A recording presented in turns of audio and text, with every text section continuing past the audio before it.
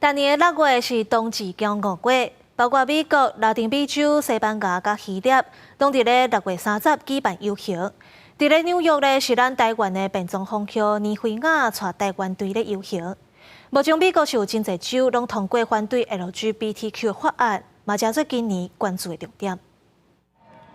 得到彩虹旗，所有人拢装甲正水。今年6月是冬至交5月。世界各大城市一个选一个办相关活动，伊若伫起源地纽约，交5游行也伫咧6月最后一个礼拜日进行。今年主题是飞行、掌握甲团结，有几多千位民众参加。台湾的队伍也集结在地侨胞，第7遍参加游行。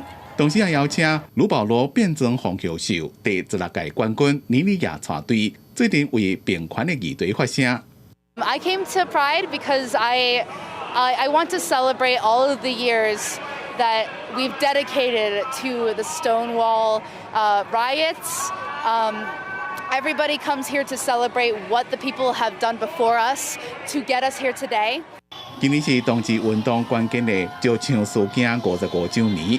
1969年6月28日，纽约格林威治村一间酒吧因为警察不力临检，引起长期受压迫的同志族群抗争，真侪尾啊 LGBT 公开争取权益的重要里程碑。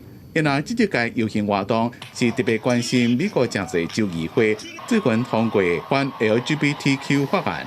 美国第一夫人吉尔拜登伫几天前也伫咧白宫举行的交5日活动，公开谈到这件代志。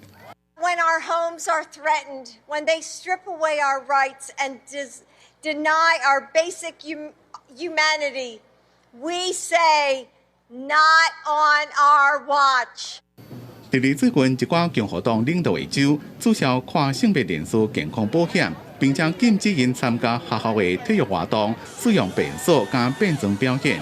民主党的拜登政府就以违宪为理由，对田纳西州禁止未成年人进行跨性别医疗提出诉讼。最高法院将会伫咧今年10月进行审理。公司新闻，纽安编译。